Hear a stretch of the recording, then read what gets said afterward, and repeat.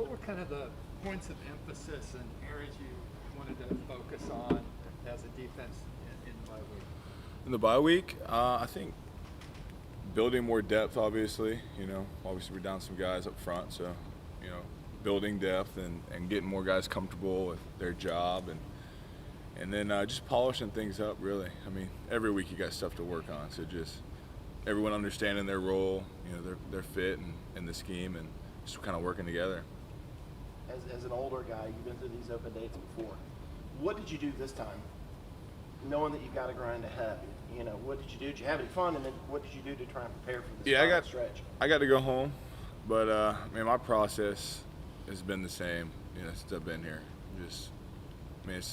We treated we had some time off to rest and recover and kind of get our legs back underneath us, but we're treating it every week. We were attacking the preparation, and we had 3 really good days, and we got some time off, but nothing really changes.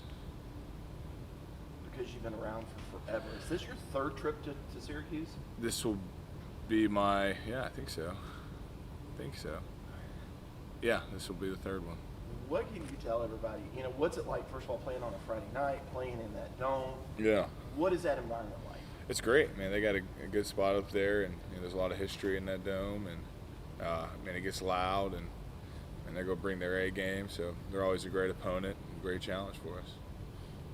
Because when you look at them on film, it seems like they run the ball pretty well. I mean, is that kind of the thing that sticks out? They do run the ball really, really well. They're physical. Yeah. I don't really know who's going to be playing quarterback. They got a couple that are real good. Big 16 can really run the ball, and then they got really good backs. 34 can take it to the house. So, it's going to be a challenge for sure. 16 had a lot of success against Wake Saturday. What did you see? What were they doing to spring him free? Without getting too deep into it, they just had some design runs for him, and he's great at creating something out of nothing. So, you got to bottle him up, get him in a phone booth, can't give him too much space, and it's hard to do, man. He's a really good player. He's a very talented guy, very gifted physically. So, it's going to be tough. Why do you guys, how have you been able to maintain the level defensively that you guys had prior to Brzee and Davis going down?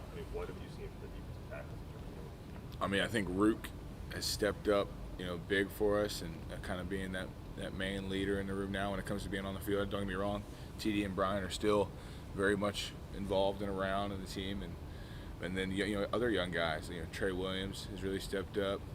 E.T.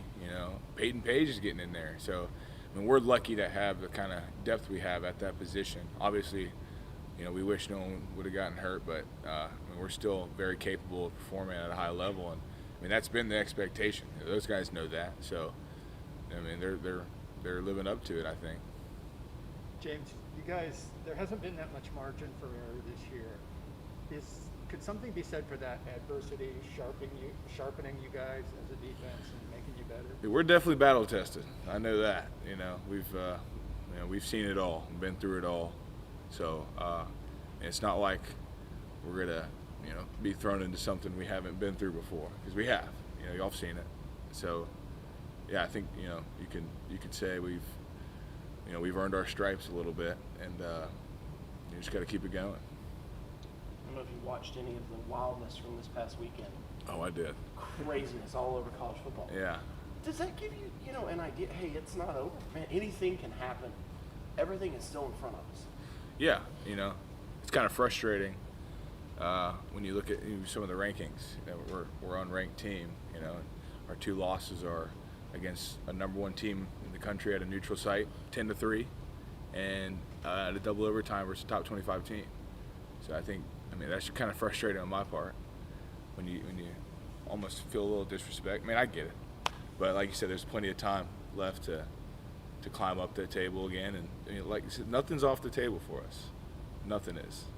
So we just got to keep one game at a time, just try to win the next one, and that's all we're going to focus on.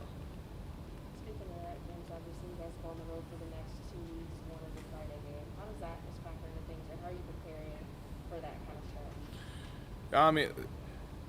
There's no difference. It's all the same when it comes to preparation. We're just gonna, the same way we always do, prepare. Put a game plan together, work hard, practice hard with intensity, but I mean, we haven't won a game on the road yet. This team hasn't, so we just gotta. I mean, people like to overthink it or make it something it's not. It's just football. I mean, it's just a field, and we're gonna go play a team. All that other stuff. To be honest, when you're on the field, I guess on defense, it's either really loud at home or it's not loud at all. So to me, it doesn't really make a difference defensively. And maybe the offensive guys can feel that home away vibe a little differently, but defensively, you don't. There's 100 yards field, and you're just going to play another opponent. And that's how I look at it. Going back to the rankings thing, Alabama loses to an unranked A&M team. They fall a few spots. You guys lose to North Carolina State, plummet. Yeah. Do you feel like that Clemson's held to a different standard around the country than other teams? No, I mean, I think in the past, I feel like we've probably earned a little more respect, and I think we should be given a little more right now in particular. But I mean, A&M is a great football team. Sure. I mean, that's a great football team. So I'm surprised at all Bama dropped a few. Bama, come on, everyone knows Bama's a top 4 team. I think so. So I mean, it's just all we can control, we can control. So that's what we're gonna do. Just keep playing. All that will take care of itself. Do you feel like this gives you a second chance, though, and that the second chance starts Friday to kind of make this season what you want it to be? Yeah, it's all about how you finish, right? Right. No one remembers.